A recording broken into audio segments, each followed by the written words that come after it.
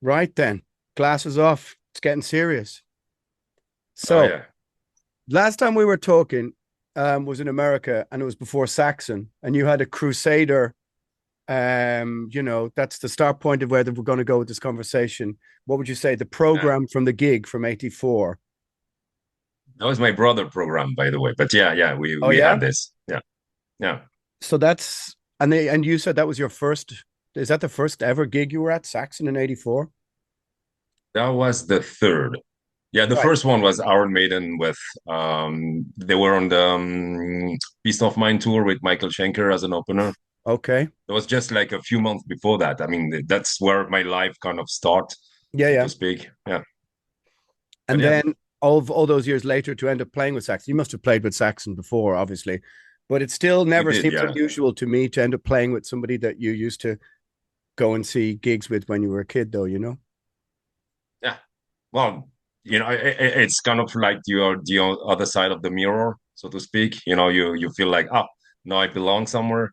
That's kind of the feeling. The first time it happened, then you forget about it so a little bit. But yeah, So when does it start where you go, okay, that's inspired me to pick up the guitar? And like when does it all kind of start? I have a few props beside me here I'm going to bring out some stage, but when does it uh, all then start to when you start rehearsing and playing? I think I was a fan of music before being trying to be a musician, but I think that was Venom was kind of a starting point to the whole thing. But I think when I heard Hellhammer Apocalyptic Red, I Yeah. thought, well, this I can do. This I Yeah. can probably do, because Iron Maiden on all those bands, they were like so high up. And Yeah. you think, well, you had to be a big technician to know how to do this. But Hellhammer and maybe Dead Kennedys as well. I had a mini album from them, and some of the stuff I thought, well, this is reachable. This is a possibility. So that's kind of where it started up. Yeah. And so what year is that you first start rehearsing? Must be like 85 or something, is it? A little bit after that, I guess. I mean, first, I was trying to have a band, and convincing friends to give it a try. Yeah. I didn't find the right person straight. First, I was playing bass actually Okay. in a band that never did anything, because we couldn't agree on nothing basically. You found out the more you try to make something happening that you're not on the same page. Nobody is on the same page, so Sure. then I started to rehearse with my friend Pat, and we did that for a year or something. That's where I start with the name SAMAEL, Yeah. and then when we start to play with Xi, that's kind of the real beginning of the whole story. Yeah, Yeah. But you're from the area, if I remember from writing, it's Zion. Is that the name of that's a French part of yeah, Switzerland, right? And so exactly. Yeah, was there any kind of scene around you back then, or is it no, I just a wasn't. handful of people in a small It town? wasn't, and Sion is a very little town. I mean, I don't know. Even nowadays, it's probably like 30,000 people living there. Okay. So it's the capital of the area, but it's very small still. And basically, what happened that we will meet with other people from nearby cities or villages, and you will maybe have one in a villages that was kind of interest not only in metal but in a more extreme side of it. And yeah, there were like a few people that we could meet in bars, generally always the same bar. Actually, it was Yeah. always the same place. So yeah. And then from there until we get to here, what's the I thought you process? you have this one. Oh man. Of course. Oh, yeah. So that's then what, a 2 year of rehearsing. But I mean, obviously it has Hellhammer on it, but like that's a change. Like, was the aspiration always to play sort of darker stuff or more like black metal stuff? Or in the beginning it was heavy metal, and then as you said, you kind of went, okay, um, we're gonna play this more kind of crude, harsh stuff, or what? Well, I mean, probably as I mentioned, probably Venom was the starting point of the whole thing Yeah. because after being a hardcore heavy metal fan, I was I was a little bit more into punk, because I like the attitude. I like the let's do this and Yeah. don't think so much about it. And Venom was the band, doing the both side of the story. I mean, they Yeah. they they, they had all the heavy metal surrounding aura, so to speak, but they had kind of this punk attitude that I really liked, that I miss a bit, this giving the finger to everything that heavy metal band were not doing anymore. I mean, they were like more polished, they Yeah, sure. so it was the moment where it defined like a new start for a lot of band, I suppose. I'm pretty sure you can Yeah, identify to that too, yeah. because they were really like a breaking point. And then, of course, Bathory, of course, Possessed, all Hmm. those bands. I mean, the darker sort of thing really kind of, moved me somehow. I felt attracted to it, and this is exactly what I wanted to do. Even the atmosphere was more important than the music, Yeah. as far as I felt. And then it must have been, I mean, did you know about Hellhammer before Apocalyptic Rates came out? Or did you literally just pick it up and go, fucking hell, these are also Swiss? Or how did it go? Yeah, that's the second option. But I didn't care they were Swiss.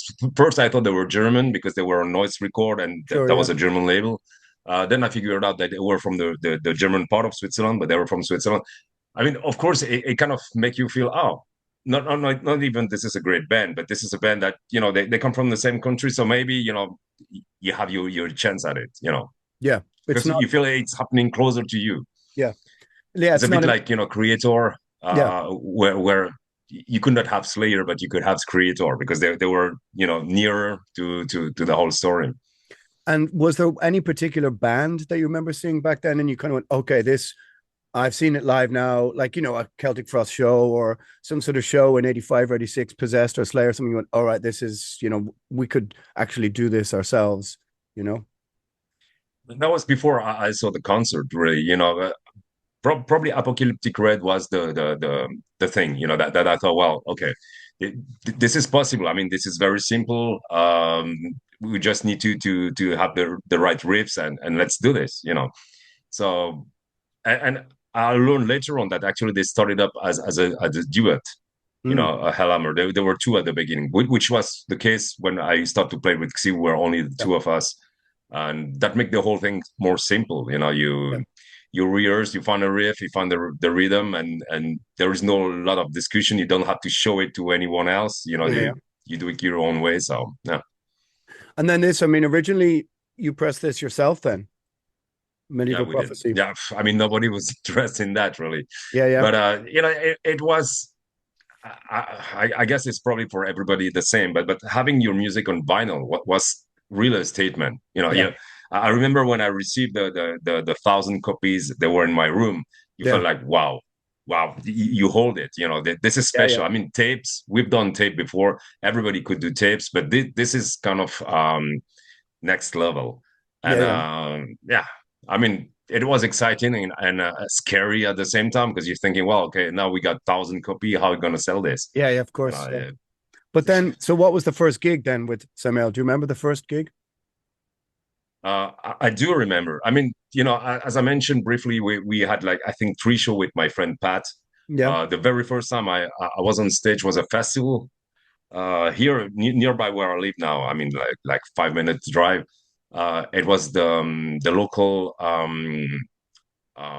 shop owner, that decided to do a festival. So Okay.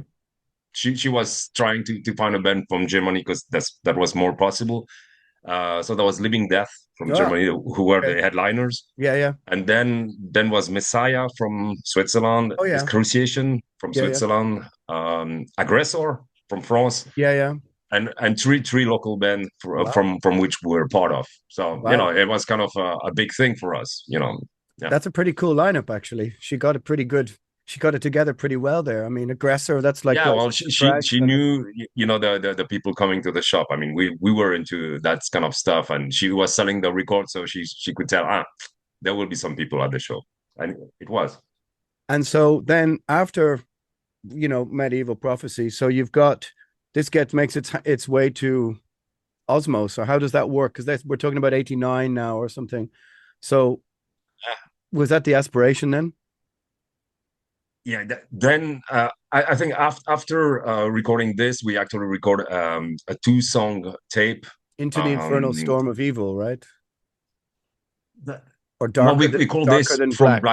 from dark to black because Yeah, actually the yeah, whole idea was to find a record company, yeah, yeah, and we sent it to whoever we had the contact, but yeah, nobody yeah, answered, nobody was interested.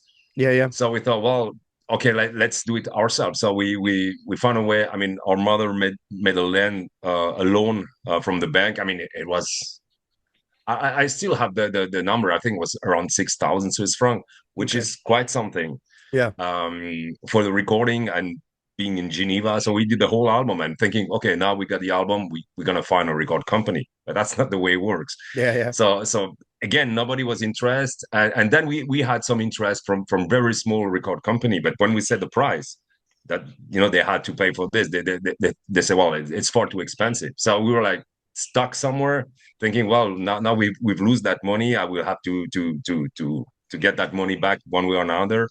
And then just at that moment, we got a letter from Hervé from Osmos. sure, yeah, He wanted to start a record company because he didn't have one at that point. We knew Hervé because we actually gave us the right to use one of our songs for a tape compilation yeah, yeah. that he did for helping a dog shelter. That's how it Wow. started. So Okay. we were in contact together, and he said, "Well, I'm going to start a record company." And we were like, okay. So Yeah, we got the record ready. So if you got the money, let's do this. And he couldn't pay the whole thing, so he paid half of it. And then, with the royalties, we got the rest of the money after a year or something. So we were covered for this, and that felt kind of really good. I mean, let me ask you this. I remember getting starting to tape trade maybe 88, 89. And I remember one of the most Same time. one of the most seminal cassettes that I got had Master's Hammer, The Mass on it, Rotting Christ, Satanus, Tedium, and stuff. I mean, were you like aware in 89 that you were part of this other thing, this like early second wave black metal that was different from the death metal that was happening? Because that's kind of how it seemed at the time. You'd be getting trading tapes and stuff, and it was all very similar, but by the end of 89, 90, you could definitely see there was quite the split as death metal took off, and all the kind of black metal bands I was interested in were sort of like they were still, there was just this different feeling to everything. Were you kind of like aware that that's what you were part of? Not really. I mean, I never really made the difference. Even we were not calling ourselves black metal. I mean, for me, that was the title of the second album of Venom. That was it. It was not even Yeah, a music genre. yeah, For me, yeah, it was like a dark version of metal, yeah, yeah. dark morbid metal, whatever. I mean, Morbid we've metal, tried yeah, many names yeah, because yeah, we didn't know yeah, how yeah. to call it. But But there was something yeah, else I in the mean, air, you could feel it like instead of this the choppy death metal. That was me. okay, I understand. I mean, it was often more technical, Yeah, yeah, the death metal stuff that done, because again, for me, the okay, let's call it black metal nowadays, but that was more about the aura, the whole yeah, atmosphere of the record. So it didn't matter much, how much technicity they were into the music. yeah, What matters was the feeling you got when you listen to it, yeah. and And so and then we get everybody in the band. I mean, when Mas joined, I mean, we were all doing ah, this tape trading thing yeah, yeah, with of course. different bands. Xia had his own people that he was writing with. I was writing with some people. I mean, Mayhem, of course. Yeah, yeah, Euronymous. He actually sold a lot of our 7-inch album at his shop. yeah, I think it was our best distributor. yeah. I believe throughout the years, the 2 years that we sell that 7-inch, he probably sold like 100 copies, which was Yeah. a lot. And Maz Yeah. came from Elastis, right? Hmm. Yeah, I was a big Elastis fan, Exactly. Yeah. especially the Just Law, which is a really underrated record, I reckon. I'm just looking at the back of your 7-inch here to see if it's numbered. I can't see something though, but you know what it's like. On off with the glasses. We'll leave them off for I now. know what it's like. Yeah. Okay, so we get to this. So tell me about Yeah. the recording of this. This is actually I bought Well, this. as I mean, I bought this from you, and it was the quickest I ever got a record back in the post. Usually it would take everybody a month. It was like 8 days later it arrived or something. So tell me about oh, the we're recording of serious. this. Yeah, yeah, yeah. Well, as I briefly mentioned, I mean, we went to Geneva. There was a studio that we heard about. The guy did record some heavy metal in the past, but never something extreme the way we were doing it. So I mean, we were not exactly on the same page, but you know, it was first time in the real studio, so it was impressive. And Yeah. and yeah, I mean, it was a week recording and mixing. I mean, I think 2 days for the mix, and In yeah, fairness, it you sounds know, up. we I mean, in fairness, it sounds incredible. I mean, I think he did a really amazing job on it. It has an incredible he did it, thing to it. but you know, it's not the way we wanted to sound. Really, we wanted to have something heavier than what it was. Actually, the second album, when we record with Valdemar, we actually reached what we wanted to have on the Yeah. first one, Yeah. because Yeah. Valdemar, you know, he was a metal guy, Yeah. so he knew what we were talking about, and we actually detuned a little bit, Yeah. and that was reaching the heaviness that we were looking for. Yeah. But yeah, you know, you learn step by step. But so with Worship Him, and this is like Osmos One, right? This is Osmos's first record, I Mhm. think, is it not? It is, yeah, yeah. Yeah. Yeah. And I mean, definitely, I think what maybe some maybe younger or people might not quite realize is like Worship Him is before you get to all the Norwegian deluge of stuff. It's I mean, almost a year before some of the things that come out of Norway, whether it was Emperor, whether it was, Dark Throne were doing Soul. Well, they were on Soulside Journeys 91, so they weren't even releasing a record yet. So kind of like Worship Him is like this big punctuation mark. Would it be punctuation or beginning of a sentence? That whole second wave that's kind of before.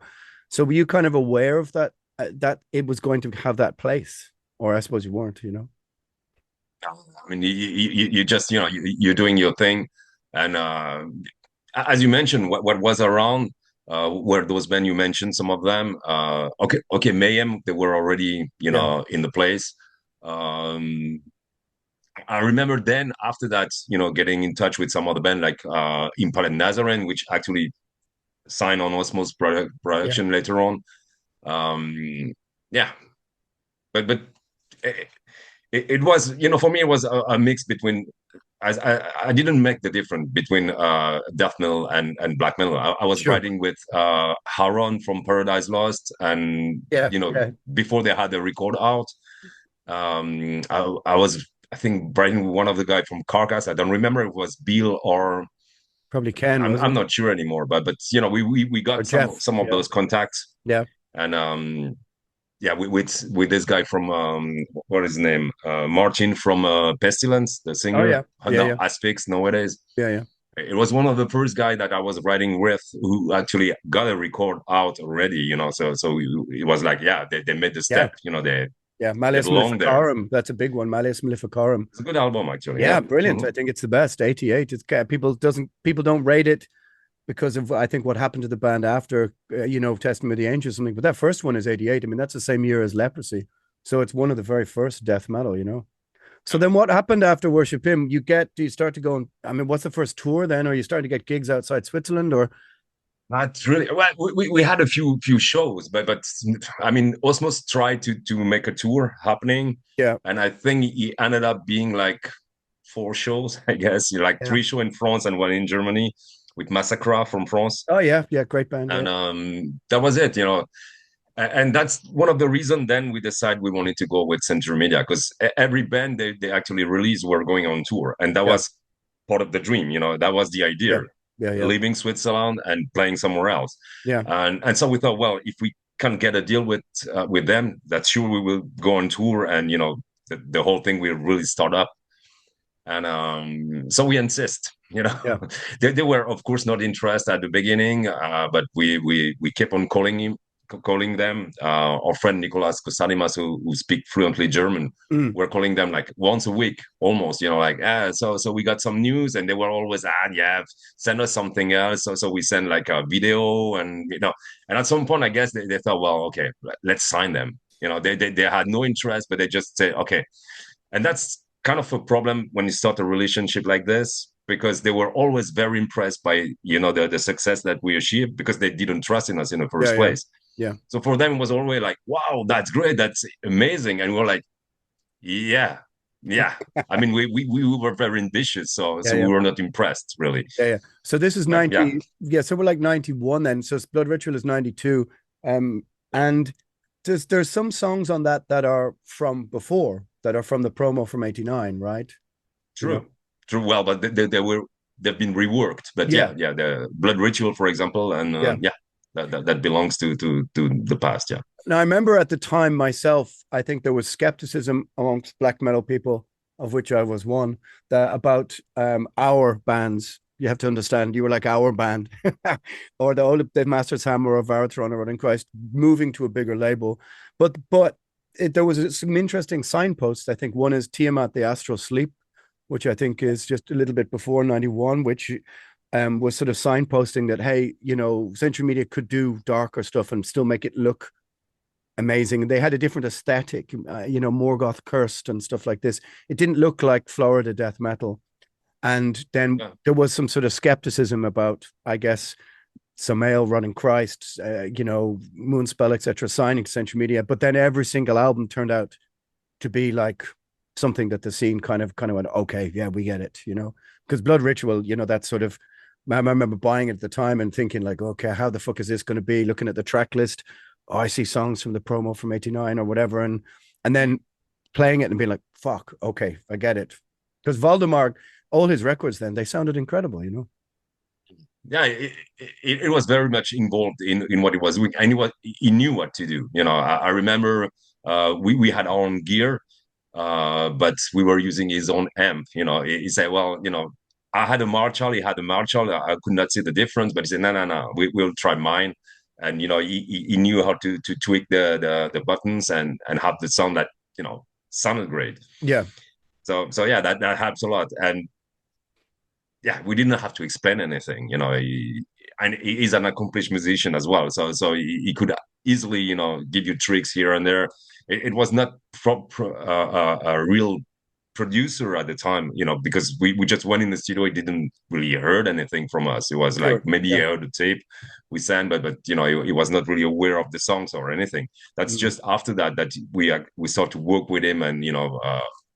It's kind of fascinating though. I think I only met him once or twice, but all that period of like 92 to 96, 95, and we're going to come on to Ceremony of Opposites and stuff, but if you listen to like Wild Honey, Astral Sleep, you listen to Moonspell, you listen to all the records, they all sound different in a way that modern records don't, like he tried to get a different even tone and sound, something which is missing from on so much modern metal, because it all sounds like plugins and stuff, but the drum sounds and stuff Well, he was that's a getting. very different way to work. Yeah. Yeah, And I think he was very respectful for the band he was working with, because, yeah. as a band, you sound different from one another. And he was Yeah. just trying to make the best out of your own song. He was not trying to really change everything, even Mm, though I use his amp, he was trying to reach some sound that fits what we were doing. yeah. And the vocals, I mean, we're talking about one of the most archetypal black metal kind of vocals. But were you kind of thinking to yourself, okay, the vocals, I want them to have a touch of Quorthon or something, a touch of the Undecided Black Mark rather than lower pitched or something like this, the more death metal style? Well, of course, Cordon was kind of an example. Yeah, I've tried, I've tried to warm my voice on his thing. yeah, Like it's not like you want to sound exactly the same, but this sure. is kind of the example. I Yeah, really like the throat thing, more than little the thing. belly thing, Yeah, and it hurts a little bit more, especially at the beginning. yeah, But he got this roughness, and I like Jeff from Possessed. He also got this very yeah, throat kind of vocal, yeah. and yeah, that was really the kind of thing I was trying to achieve. Yeah. Let me ask you this about. I was thinking about. It's just random, but I was thinking about Possess the Seven Churches. We were arguing about which was first. Well, if Apocalyptic Raids is a death metal record, that might be the first ever death metal record. But I was saying we were arguing about it. Of course, this is what nerdy metalheads do, argue still about records from '85.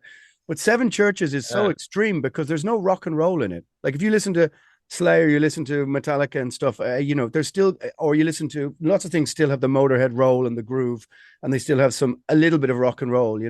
But Seven Churches has like literally no swing or groove or rock and roll in that sense. It's one of the most brutal fucking records. I mean, the first True, but super good record. there's still some trashy influence, Yeah, some thrash metal in it. I mean, for me, it was like Slayer next level. yeah, Really like that's what I mean. Yeah, everything. Yeah, so I was really into Slayer, but when Seven Churches arrived, it was like, okay, well, now we're talking. yeah, yeah. It Yeah, just literally has none of the speed metal pull offy kind of Motorhead venomy grooves or anything. It's just no, no, no, true. no, no, no. You know. Yeah, Anyway, and the guitar work is very advanced yeah. for a beginning, for a first album. I mean, they were good musicians. Do you still go You know. back and listen to those records, or like is it like a special Saturday night when you've had like a whiskey too much, or do you still listen to those old It stuff a lot? happens. It Yeah. happens actually. Today I was listening to the last Possessed in my car. So Okay. It's I not a bad really like record. the last album they did. I Yeah. think it was a brilliant comeback album because Yeah. you think, well, who needs another album from Possessed? I mean, they Yeah. did brilliant stuff before, but that one is really something I still have pleasure to listen to it. It's Yeah. Yeah. well produced and Yeah. great album. So then we get to, I mean, after that, we've got Ceremony of Opposites. I'm not going to keep pulling out records. I just wanted to show off that I had the first one.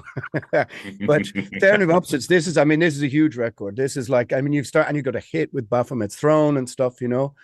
So that must have just taken the band to just this other level. And it's a very interesting sounding record because it still sounds quite ahead of its time even now. Like, because some things have sounded a bit dated from that mid 90s period here and there. But I'd still find the sound on it quite incredible, to be honest. It's got so much attack, if that's the right phrase. Yeah, I mean the drum sound is really nice. I mean, Yeah. the Woodhouse studio, they had a room for the drum. They recorded the Grip Inc. album there, Oh and yeah. yeah, it was a great room for the drum. And then we were looking to have a more industrial sound on this one, and Yeah. it didn't really turn out the way we thought it will be. Yeah. But still, it's often like that. You got something in mind, and then the result is not exactly what you had in mind. But still, it's interesting, and you cross over between certain things, Yeah. and yeah, it's unoriginal. I had to admit that it had a different sound that most of the thing I've heard from And that time. it Yeah. also didn't alter. I think for black metal people at the time, it was still kind of like, oh, we completely still got it. You know what I mean? Like I would say to myself at the time as well as like, oh, this totally makes sense. To me, it even had the attack of a Ride the Lightning or something. In just the general forcefulness of it. But what was industrial metal at the time? What was it that you were trying to reach into though? Because I don't know if there's that much about I think Killing Joke and stuff or the something. Or... industrial stuff like well, there was a bit of Ministry we had in mind. Godflesh, Fear Factory. That was also the guitar work. Yeah. We really like the sound of the production from what was this guy Richardson, Colin Richardson. Oh yeah. Okay. Yeah. Yeah. Yeah. Yeah. He did also the first Machinelle album, Yeah. He and did. I think he had the guitar was sounding really amazing. Yeah. And I mean, it's not the album we took as an example. I think we took the Fear Factory on as an example for the mix. Yeah. But Valdemar, he had this Slayer album because he Yeah. wanted to go more in that direction. So Yeah. as I say, it's kind of a crossover between different things, and at the end, this is what you got. And so we're sort of that was the first times you started to go on bigger tours though, right? Touring the US and that kind of stuff after that.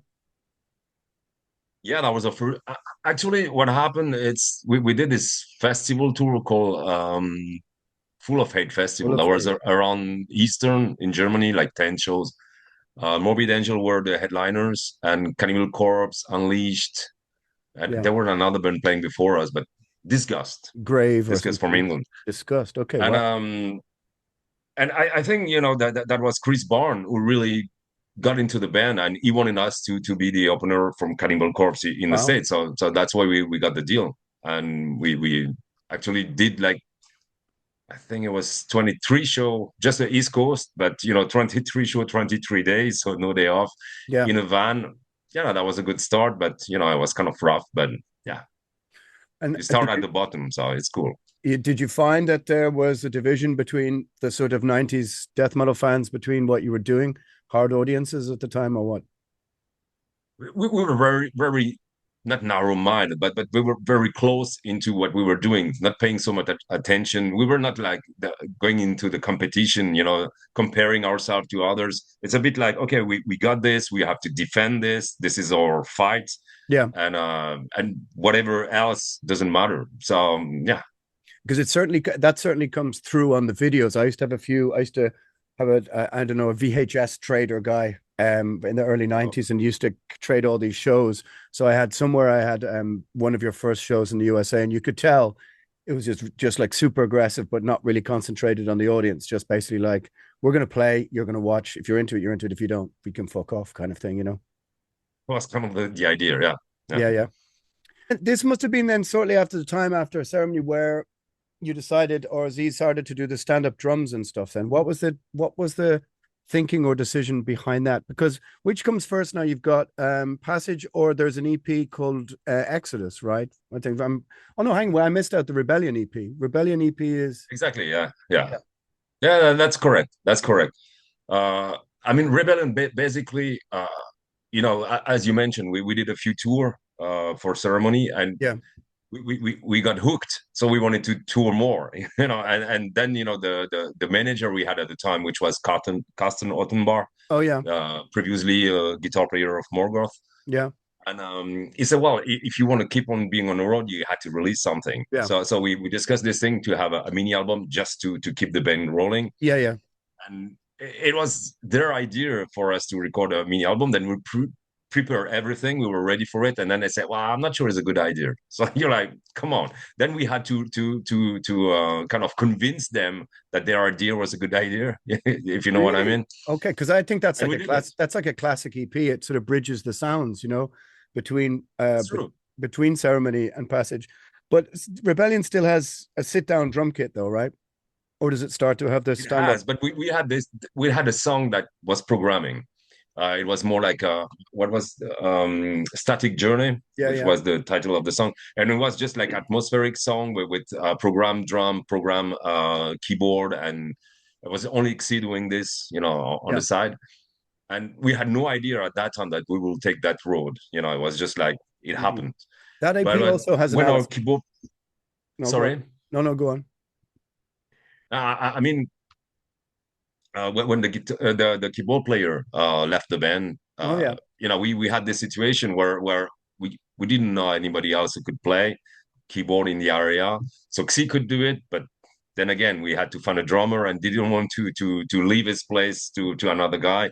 sure. So we came with this idea of the drum machine, and first it seems like a good idea. We thought, well, it's brilliant. Nobody's doing this, Yeah, and then we had to fight with the record company, with the management, because everybody was against the idea. I mean, they thought, well, you're dead. You're doing this, you're dead. yeah, And we're like, ah. And they were like, okay, the studio doesn't matter. You do whatever, but live, it won't fly. This won't fly. mm, And, I remember we went to see a concert of Clawfinger because we thought they had the drum machine. okay, The song, and they didn't. So we yeah, were like, okay. So I mean, Sister of Mercy, they had a drum machine, but that's a different scene. That's a different yeah, and it's totally different. So we didn't really have an example that could show people, it works. You can do it that way yeah. as well. But yeah, well, we stick to our guns and thought, well, What's kind of let's do interesting this. about it? Well, there's lots of interesting things about it. That's around about the first time that I saw the band. I think I saw the band in Dynamo '97 or something, or was it '98 or Yeah, '97 in the big tent? And it was like I true. remember there was like 97, and there was 97. like a Yeah, lightning storm outside, which was kind of sort of very epic and stuff.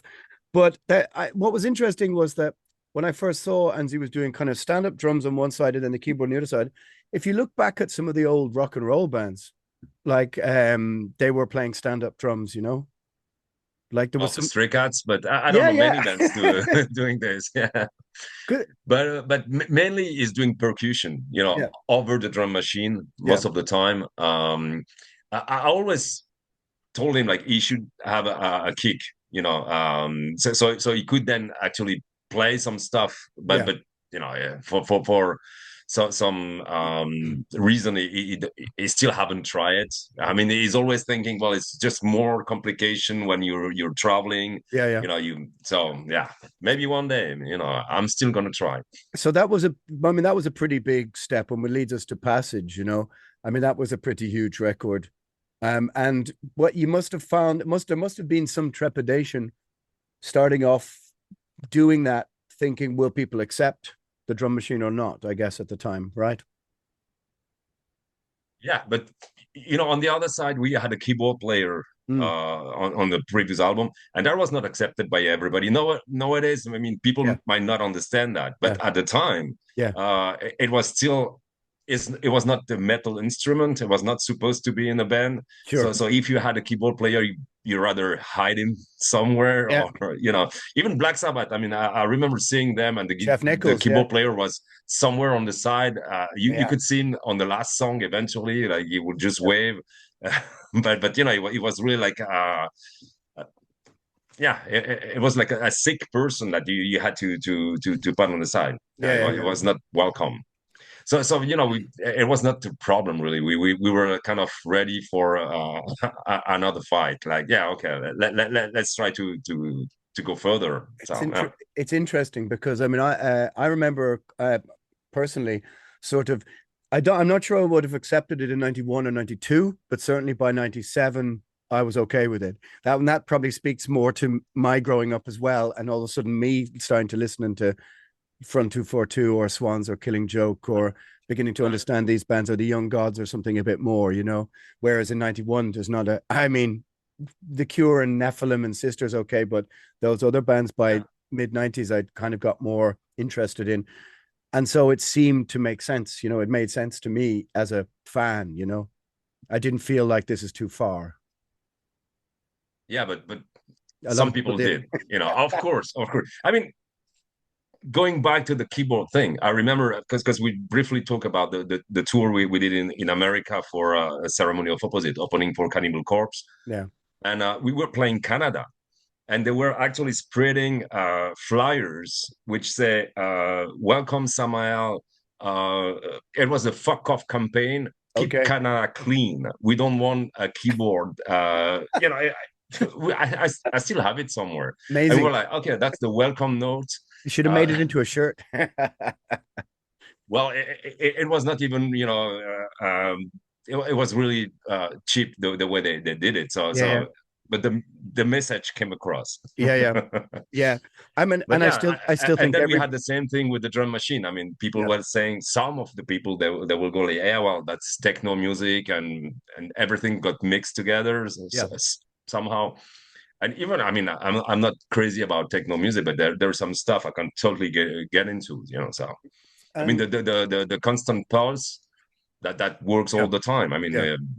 you know, Yeah, and like, but then who do you go on tour with? Because I can't imagine the Cannibal crowd of 3 or 4 years previously being accepting of who you were able to tour with now. yeah, actually, yeah, that's funny because before the album, we actually got, I don't know, 7 or festivals before the release of the album. That was around June and July, during the summer, Mhm. and that was the first time we were playing those big festivals. We played Full Force Festival that Yeah, year, yeah. and our first show actually with the drum machine was in Switzerland. We were opening for Creator, Okay. and I mean that was a band we were looking up to at the time. So it was the first time we met with Millet, Yeah, yeah, and it was really cool. And yeah, not saying we become close friends, but we kind of know each other since yeah, that yeah, day. And he is a really nice person yeah, to yeah. talk with. He's really Totally. open,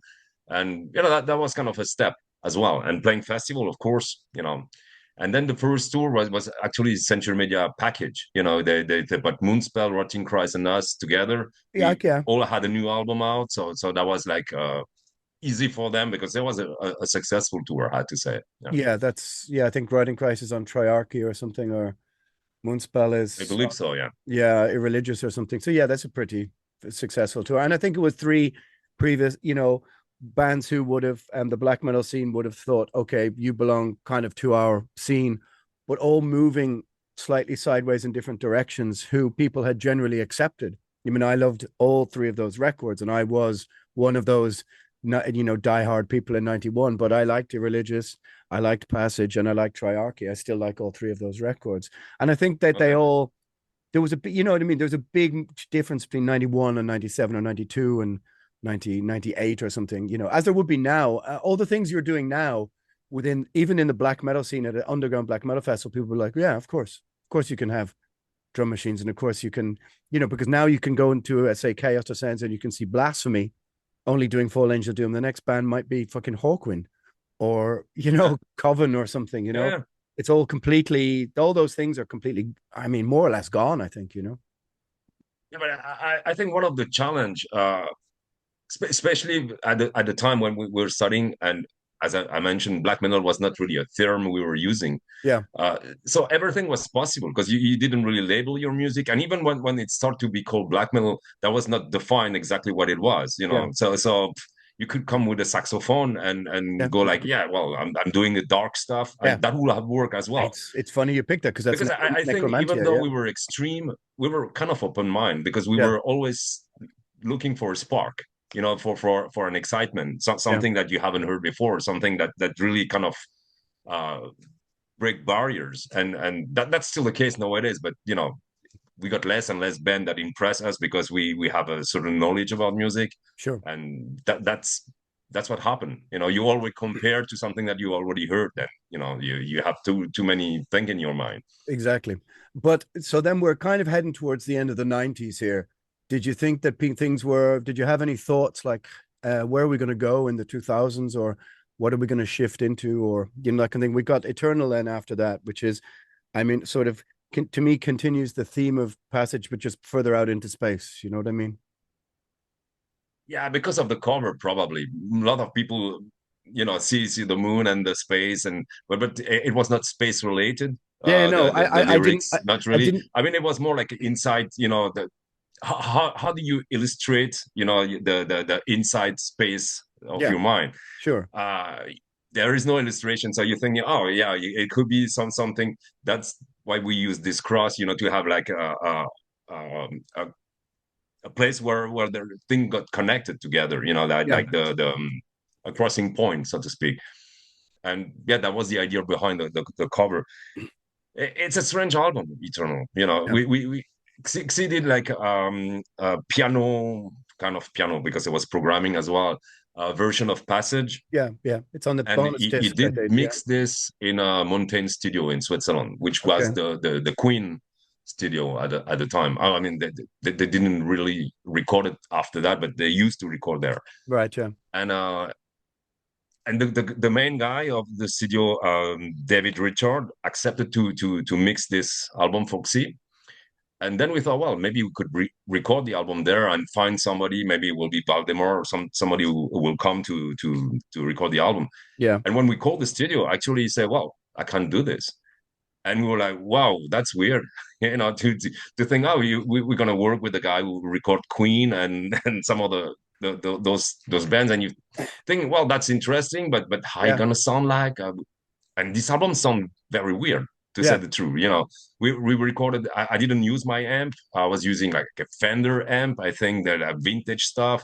Yeah. So we kind of crack up the distortion, but still everything we were using there, except the fact that we were using the drum machine. But it was all analog. Like Sure. Okay. a old Neve Mm. thing. So yeah, it was an experience really. That's And I interesting. don't think people were expecting this to be the following of Passage. Neither us, by the way. Yeah. We didn't know exactly where to go. And this is interesting because is that one of the first albums where you look back on and you think like there's another different version of it in your head, or that you kind of think, okay, that's a bit, did it not come out like wanted to, or something like this? It is a strange sounding record. I remember being a little bit confused about it. I liked it at the time, and I kind of understood the trajectory of the band. But yeah, I was a bit taken aback, not totally, but a little bit taken aback, which couldn't be a good thing also, because Uh, if you remember back then, you because you went out and you bought a fucking record, you were going to listen to this bloody thing to find out whether you liked it or disliked it. Whereas now people go, don't like the first minute, and they just go on to the next stream or something, you know. You're going to invest time in it. And so I invested quite a lot of time in it, you know. Well, Um, also we invest money. That's one of the reasons as well. You know, yeah, yeah, it was not infinite money that we yeah, had, so we had to make choices.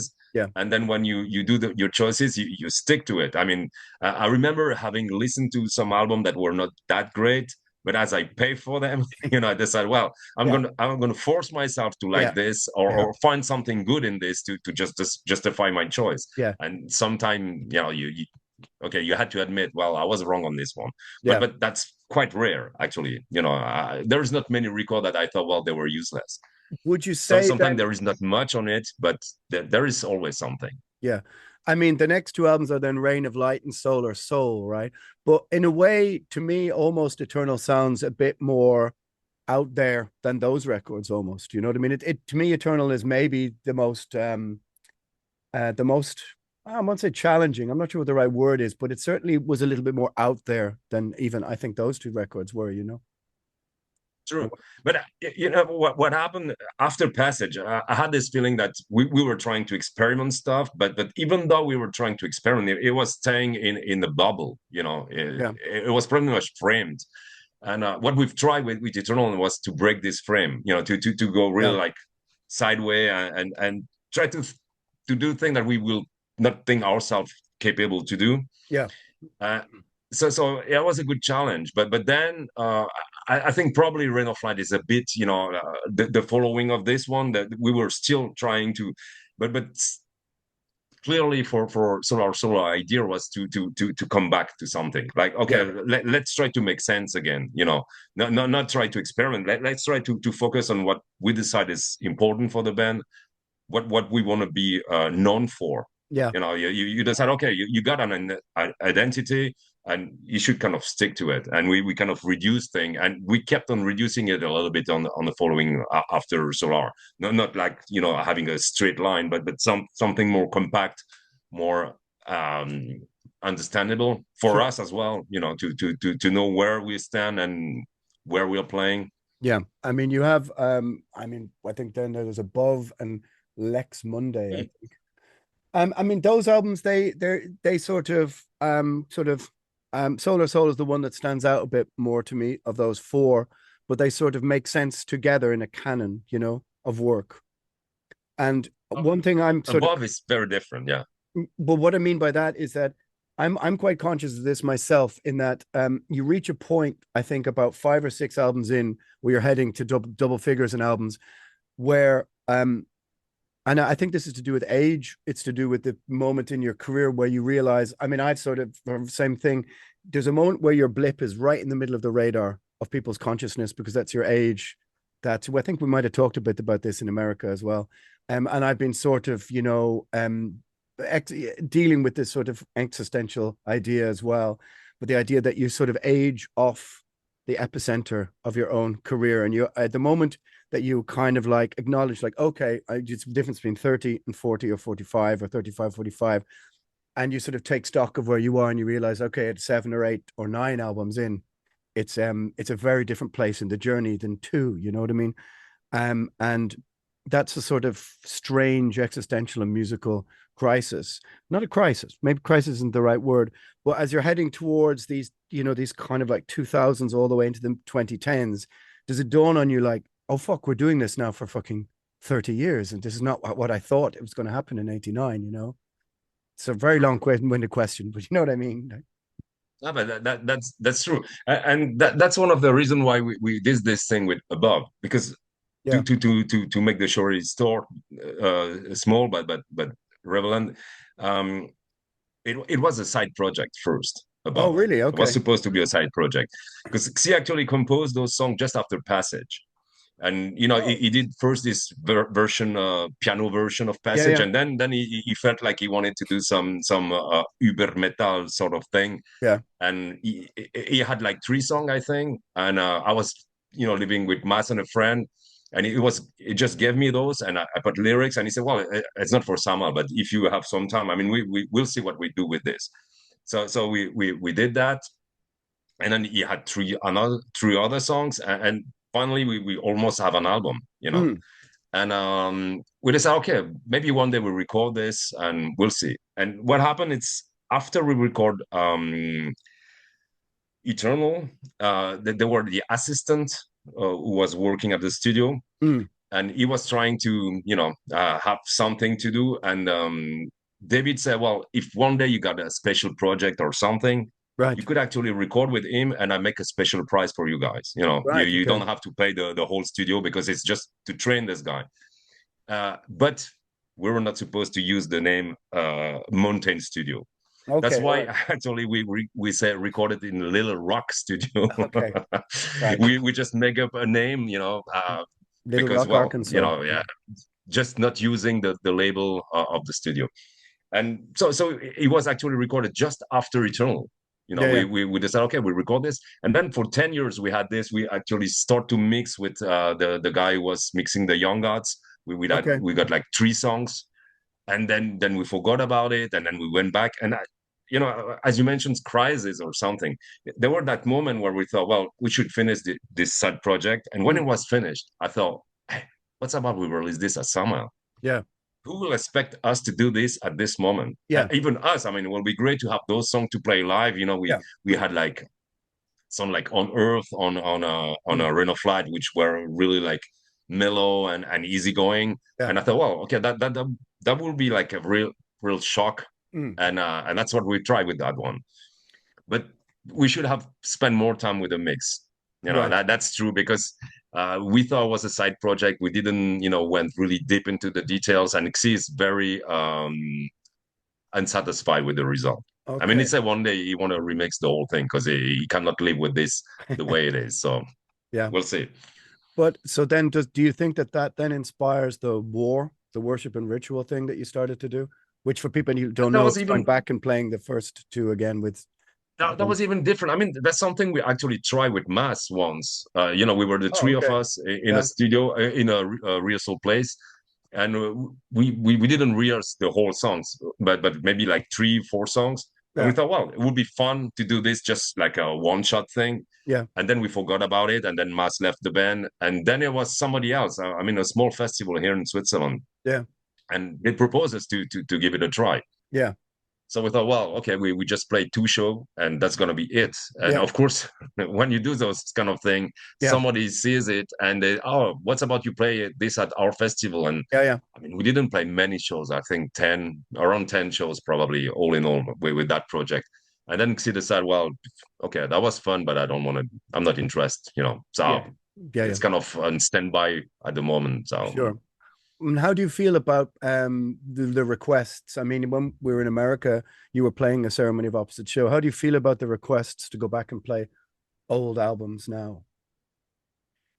I don't mind. I mean, I like this album, and we're actually finishing the new album now, so Yeah. we know we got some new material coming up, and it's kind of a good way to how to cement the whole thing, Mm, somehow, because we had a different lineup, and that was great to play this album with the new guys. I mean, Drop is with us for 10 years now, so yeah. he's not really a new guy anymore. Yeah. But still, we it's cool for to revisit your Yeah. history and have something in common, and that's why I really like the idea that we record Passage live with this lineup not long Right. ago. And Yeah. Yeah. I thought, well, okay, that's a good thing. First recording we do this, the four of us together, is a live recording, and yeah, I I kind th of like that. I think it's pretty cool. I think that after a certain time of your career, it's kind of like curating a museum, sometimes. Um, Uh, and it's a very good example, actually. yeah, Yeah. and you're kind of dusting off an old exhibit and you're saying to people, hey, by the way, maybe to younger fans or people who've forgotten about it, you're going, hey, by the way, there's this album which is 20 years old, there's this album which is 30 years old. And some people might not have realized, or they've forgotten, or you're still adding things to the museum. But some of the exhibits need a little bit dusting. That's the way I've been kind of thinking about it lately, because we've been starting to ask with Primordial, will you play this album from 25 years ago and 20 and, the kind of years ago? And you go, I would have been against it 10 years ago. But now, Same thing. yeah. But now Same at thing. 50, Yeah. you're kind of like, you know what? However much time is left as we spin around the ball of dirt, it would be kind of like, okay, it would be cool to learn the third song we haven't played in 21 years from something or other. And I think it's interesting probably for the people because there's a demand for that. But Mm. as a musician, this is cool too. I mean, we know how that works. You know, the time capsule that Yeah, songs are, yeah, and some of the song you keep on playing throughout yeah, the years, so they don't have the same in um the same quality that brings you back to the time because they're yeah, permanent somehow. yeah, But some of the deep cuts, as you mentioned, when you play them and you haven't played them forever, yeah, it's yeah, really like, oh, okay, no, I yeah, remember. yeah, I remember exactly. yeah, That was the time. Those were the people around me at that time. That yeah, yeah, was my way of thinking. yeah, And I've changed actually. yeah, But this is interesting. You have a new angle yeah, to yeah, judge your own music, your own lyrics, and yeah, I think this is kind of cool, and it yeah. also kind of help you to grow a little bit, if It's that make any sense. No, I think it's totally right. It's a very interesting. It's also an interesting moment of your own viewing your own mortality or something like this, in the sense that for people who don't make music or, I mean, whatever, maybe they're doing something else creative, but you're signposting different moments in your own personal evolution or your own, your just process as a fucking human being on the earth. And when you go back and recently rehearsing a song that you've written the lyrics to 27 years ago, and you're thinking, what the fuck am I talking about? Or, or trying to, as you say, go moving back in time. I think it's at 40, I don't think you're old enough quite to do it. But at 50, I think there's an element of, the main body of your career is stretched behind you and like dipping back into it and taking a bit out of it and going, fucking hell, yeah, I made this thing. I think it's very interesting, not just musically, but also sort of spiritually or many other things that you a bit more esoteric things you could ascribe to it. But the idea that you're taking a little look back into your own mortality as you're hurtling towards the final station, Yeah, but yeah, I mean, for me, this is the time capsule thing, really, Yeah. and it works better with the deep cut Yeah. because they were no longer really part of your life on a daily basis. Because I'm not the kind of guy listening to our old stuff. Yeah. If I have to, or for whatever reason, I will have to. Especially when you decide to play a song you haven't played for a long time, so you go back to it, you listen to it, and yeah, then usually you will play it the same way, but there's always something that will change along the line for the best, hopefully. Yeah. Yeah, I think so. And I also think that an awful lot of musicians and especially and a lot of bands, they find their way somehow back to the beginning, nearer to the end. The experimentation that's involved in, growing as a human being. And then somewhere at the end, you kind of make peace with where you started with. That's somehow how it sort of feels, or I imagine, Well, you close the circle somehow. there you go. Yeah. Yeah. Yeah. Yeah. That's somehow Yeah. how it feels. You know, and like I said, I would have pushed back against it 10 or 15 years ago. I'm like, no fucking way am I playing this record from 2008. We still have so much to say. And you're like, listen, you can keep saying stuff, but we'd like to hear what you said from before. Yeah. Yeah, that's true. So Yeah. what's the, no, go on. Yeah. No, I mean, as I mentioned, the fact that we are doing this new album right now, That's what I was going to ask you about. Yeah. also, it takes away a little bit this feeling that you might have by playing all the time the old stuff, thinking, well, okay, now we are like a nostalgic act. Yeah. We're not relevant anymore, and Yeah. you might feel that way if you don't have anything, under your sleeve, like for the following. Yeah. But that's not the case for us at the moment. So you like enjoy the moment, enjoy playing those, because probably when the new album will be out, I mean, that's going to be over. We will Yeah. not play this anymore. So we will again try to have a large panel of what we've done, to maybe one or two songs, not from each album, but Yeah. the way you try to have something that represent the band as best as possible. So, And so yeah, where are you gonna head with this new one then? What's the feeling or what's the thoughts? we got a good feeling about it. I mean, it took us forever to do this one. I mean, we were doing this during COVID. Yeah. And see, we will always play like every month we have a rehearsal, Mm. even though there were no shows. So at least we Yeah. play together, we see each other, and we Yeah. feel like, oh, we got a purpose. Because Yeah. all of a sudden you don't know who you are, Yeah. Yeah. because I this totally is agree with this you. is a big part of that defines us, Yeah. really.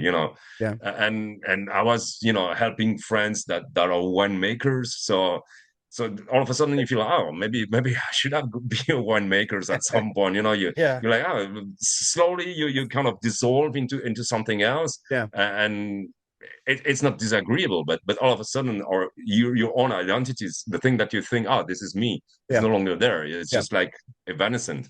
Yeah. And that was good to see each other and think, oh yeah, we got something. We got something that hold us together.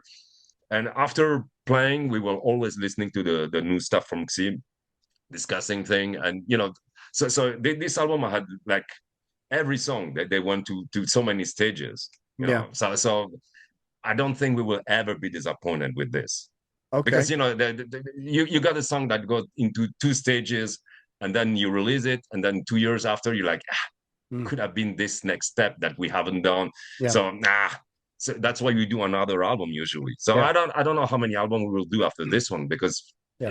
it's pretty massive. It got the thing. Of course, this is a good thing to say when you have a new album, like every song is important, but it is, it Yeah. is. Yeah. And Sure. also we don't know yet how we're going to release this. Yeah. Of course, this idea is to have one song out this year. And then I don't know. I mean, will it be the whole album all of a sudden, or do we dilute this through? We don't know. Yeah. We don't know, because we want to play those songs live, and usually, you know what happened. Yeah. You got a new album, you play 2, 3, 4 songs of that album, and that's over. Yeah. That's finished, Yeah. and we don't want to do that. Yeah. So it will take longer for adding one song after another, and having a set that will be the next summer, so to speak. Yeah. It's part. I think problem is that, of course, like, because touring is getting so much harder. Touring is where people get the deep cuts, and so obviously festivals are what you can still do to make some money or whatever. And so just only playing the festivals means the deep cuts get forgotten, and then all of a sudden the tour doesn't happen the same way. That's what we found. Is like and then the album kind of gets moved to the side, and you know it's very hard to do like just the tour of only the new songs. Yeah, that's why I mean, I don't want to say that really, but maybe the time of full length is a bit not over, but there is maybe another way. You kind of, okay, instead of recording 10 songs, you're gonna just record 2 of the 10 you got, the Yeah. the best, the one you think, okay, that I could die for those. Yeah. So I record them, and yeah, I just released 2 songs. I And mean, that's gonna be the song I play live, because yeah. you can play 2 songs, and Yeah. that's okay. Yeah. So maybe that's the new way to do it. I don't know. It might happen. Yeah, I mean, it makes me a bit sad to think that that's what Spotify has done to the artistic integrity of the album, but they kind of have, because like and you see it in the streams of when you release an album, whatever, if the first one is 250,000, by the time you get to song 8, it's down to like 70 or 65 or whatever, just as an example. And what you realize is, if you just recorded 8 singles and released them every 5 to 6 weeks with a video or whatever, everyone can be a hit or a banger, and people digest that song, and then you make the album compilation at the end of it. But then again, if you do that, no record label wants to do that, because they're not going to give you an advance for a compilation album of 10 songs that everybody's already heard. So it's kind of like you'd have to do it on your own. But Yeah, but we are in a very nice position right now. Yeah. We could do that, because we will produce the album ourselves. We will not. Okay. I Yeah. mean, we can ask for advance for the record company, but that will be for video clip or something like Sure. this, Yeah. because Yeah. all the rest we've done by ourselves. So, and we got a very nice collaboration with Nepal. They're really Okay. Yeah. Yeah. they're not pushy or anything. They want to know what's going on, Yeah. but we told them, okay, it will be one song this year, and they're not going like, but you should rush a little bit, or there is no Yeah. expectation. So we cool. Yeah. So eventually we could do that, Yeah. like one song after another. We thought about it, Yeah. but I don't know if it's good. Yeah. That's something we will see as it unfold. But It sadly conforms to the way the sort of digital streaming platforms are pushing the music industry, and it's compromising. I mean, one of the greatest sort of 20th century things, which is, you know, the album, the what the album as a statement, I guess, you know. But it does kind of make fucking sense streaming wise to just to not give people 8 songs all at once, because an awful lot of people are never getting to song 8. You know, that's the fucking sad truth. And on the other side, I don't know how many albums you did release, but probably 10, over 10. yeah, Yeah. and So yeah, so that's the thing. You all got all those songs. So you don't really need more. yeah, You know, it's just like yeah, yeah, yeah, true. Or but then of course there's this thing, you know, maybe you reach a point where you got like, oh, this is something I want to express and I never did it before. yeah, So this is new, or I want to express this in a better way, because you know it was just a sketches before, and now I want to do the real thing. So of course you're gonna do some new material, because you know yeah, that's a pulse you have, and you cannot really fight against that. But then you don't really, there is no need for that. Yeah, you yeah, know, personal need, yeah, to yeah, express yourself. But then for the commercial side, I think when you got 10 album, you got, you know, 100 songs. yeah, yeah. But it's Yeah, like you easy. my friend's girlfriend Yeah. said to me, I gave her a copy of the new album. She goes, "Oh my God, a 10th album. My brain is full with your songs. I don't have room for any more of your songs. I have Yeah. 150 in there." I was like, "Yeah, well, it's yours anyway. You can put it on the shelf." And, you know, maybe there was some morality tale in there for me, which is like, enough from you. We've had enough from you already, you know. I don't know. But Yeah. you know, so, but who knows? Maybe the song you release at the end of your year will be a big fucking banger of a song, as they say. It'll be a fucking, you know, a fucking a thing that moves the band back into everybody's consciousness, you know, saying like, "Hey, here's a new song," you know. Yeah, we'll see. All We'll right. see. But we you know, we got enough material for the album.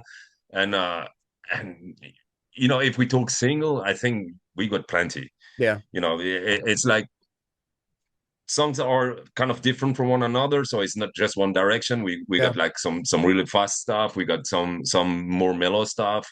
Well, mellow, not really, but you know, Yeah. compared Yeah. to certain things, Yeah. uh, it's very guitar oriented. So Okay. you know, more than the previous thing, and we're actually mixing now because the album is recorded. And with the mix, you know, we've tried to have the guitar more present as well, because the last few album, I mean, we were very happy with the mix we had, but the guitar, they kind of got sacrificed a little bit. Yeah. Yeah. You hear them, but you don't feel them. Yeah. Yeah. And we want to have this, you know, because the discussion we had is also what defines the band, and what defines metal in general. And for me, Mm. the guitar is one of the defining thing. Yeah. So he should not be in the back. He has to be, you know, Yeah. a lot more present. And Yeah. that's Yeah. what we are trying right now with a mix. Yeah. Yeah. Well, that seems like a good moment to for me to press pause. Hang on.